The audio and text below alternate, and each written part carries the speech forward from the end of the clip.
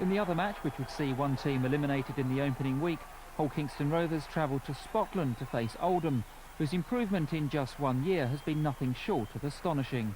Last year, when we finished next to bottom, we knew that we had things right off the field, and it was a case of making sure that we stuck to our principles and got the right personnel and the right players, etc. in. We went with a full-time coach in Mike Ford, and undoubtedly that's been a big influence in it. Oldham are without doubt one of the NFP's form teams, with Ford's late signing of England captain Steve Malloy being called a masterstroke. I didn't want to just sign a player who was just as good as anybody else. I felt like if I'm going to sign a player, he's got to come in, he's got to be above and better than anything we've got, so that the players can respect him and they understand why I've gone for it. And on the other hand, I've told the players, well, listen, I still trust in you guys. You've got us this far, but this is just the next step for us.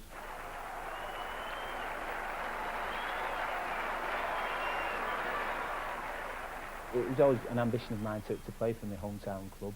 I didn't think we would be this soon, but you know, I'm here now, and hopefully I can do my best for him. Steve's been a fantastic leader, and he's come from Super League. His attitude's been first class. I know Steve personally, and I knew he didn't have I'm a Super League player, I'm better than you lot. You know, he's not like that. He's just a leader. Just give me the football and follow me. It's been good. It's been a refreshing change. Obviously, most people know that I'm here on loan, and it's only till the end of the season.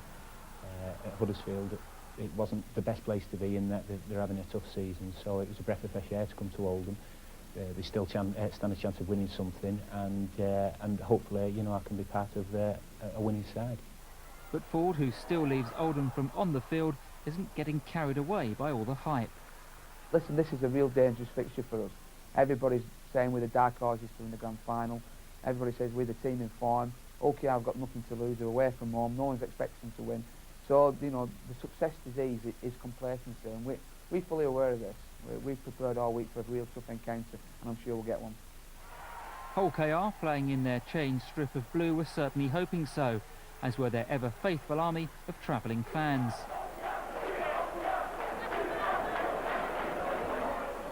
There's been a lot coming today. Just been down the M62 today, and there's loads of flags and loads of people here. And if you look around here now, the main people who are walking through the gates are Hull Kingston Rovers fans, so a good following. The pride pulling the Rovers shirt on, the 3 crowns, definitely. Rugby League's a religion to some of these people right throughout Hull. I mean, it's just about like me. There are 2 things in my life, and that's religion and rugby league, and whichever comes first, I use when I'm there. Something match will go with. You never know though, we have been unpredictable this season. We've been unpredictable all season, so you never know.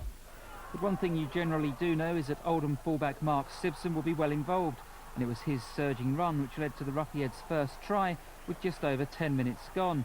After accepting Anthony Gibbons' pass, winger Dean Cross scored it.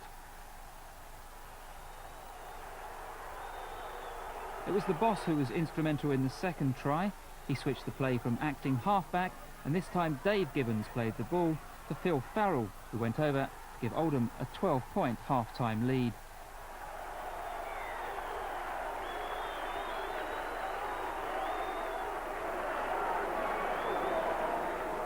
The thing I want to work on, let's just recap up. In defence, start off tight around the ruck, alright, and let's just keep going forward and just be patient, get outside and attack the fringes. How many points do you get this week for winning? None. It's just a straight cup side. Right, they don't score, we win the football game. If we have an opportunity for a field goal early doors, let's take it. Ford believes if he wants something doing properly, do it yourself. He promptly kicked a field goal. Oldham looked set to be home and dry when Simpson set up Dave Gibbons to dummy his way through.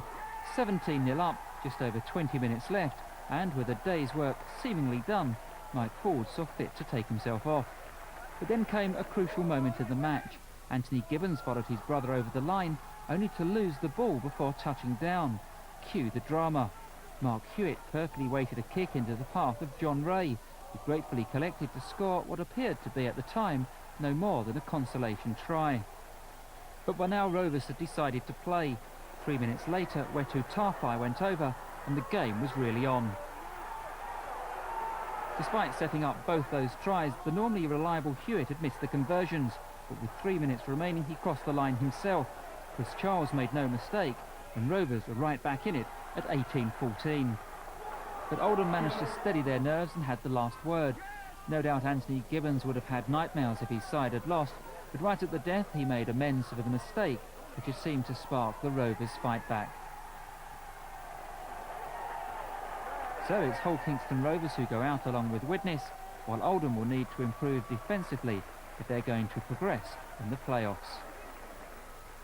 We slipped up a little bit in the second half. We let them score a couple of soft tries and made a little bit of a game of it. But, you know, I mean, I think we're just going to have to be more aware. As the competition progresses, you know, we just can't afford to have them slip-ups. I thought it was a terrific game. I thought it was a terrific advert for the Northern Ford in particular. We had stepped up a gear from our normal weekly games, and so both sides I think gave it everything they had, and you know, probably Oldham just about shared it and deserved to come out on top, but our boys have certainly got nothing to be ashamed of tonight. All credit to OKR, they're always a force, they're very, very proud up in Hull. They love the rugby league, and you know, unfortunately their season's come to an end, but you know, ours keeps rolling on.